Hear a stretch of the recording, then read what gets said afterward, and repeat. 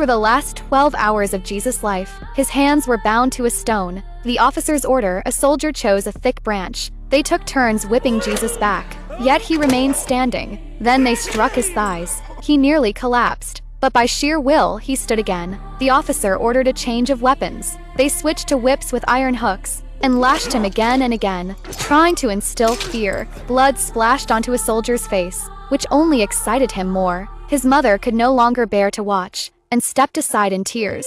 But Jesus calmly looked at the crowd below. After repeated whipping, even the soldiers grew tired. They unchained Jesus and dragged him back to the cell. The soldiers did not stop. They wove a crown of thorns and pressed it onto his head. These were the final 6 hours of his life. He was forced to carry the cross and walk a blood-stained path of redemption.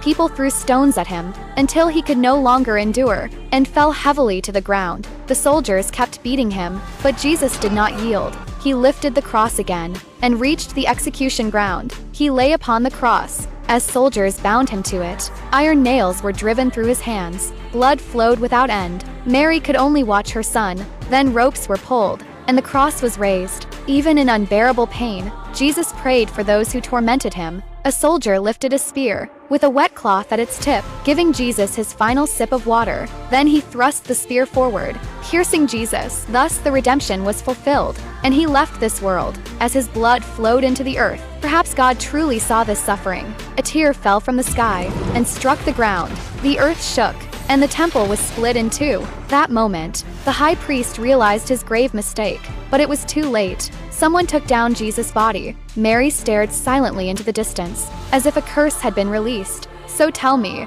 do you believe God exists? Feel free to comment.